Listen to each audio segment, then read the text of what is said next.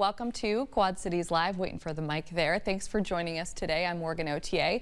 An exciting update this afternoon as the leopards of Niabi Zoo are officially returning to their newly renovated habitat. Joining us live from the zoo with details on this milestone moment is our own Kyle Keel. And Kyle, the space was heavily damaged after a winter storm last year.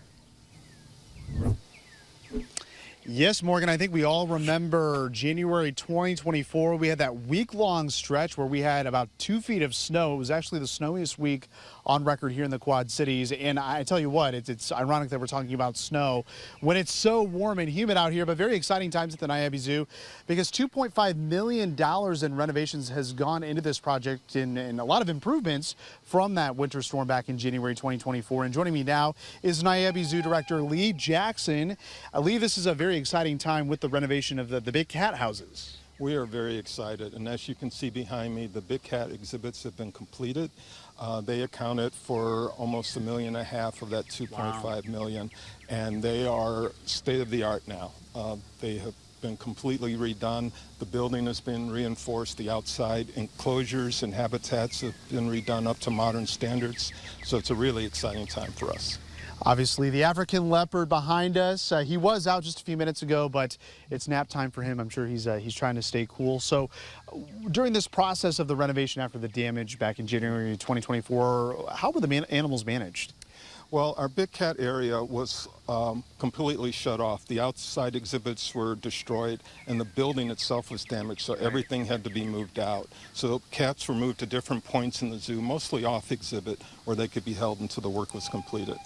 Okay, so obviously this part of the project is completed. As you mentioned, a big chunk of change went into renovating what was damaged. So what other projects do you have going on here at the zoo?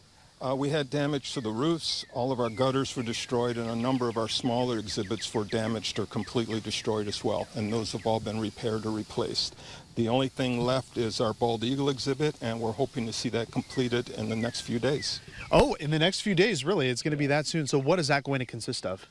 It's going to consist of an enlarged enclosure with stainless steel netting instead of the old cloth cargo netting that we had before. It's got new furniture inside the exhibit. There's a new waterfall and stream system. So it's going to be a much more attractive exhibit and a larger exhibit for the 2 eagles that we have. All right, so we'll look forward to that opening here within the next few days. So stay tuned for that. What other big projects do you have coming up here at the Niabi Zoo? Well, we're just trying to get through these right now. There you go. We certainly have a lot on the drawing board and some things that we hope to announce in the not too distant future. But right now, we're just trying to finish up the damage that was caused last year.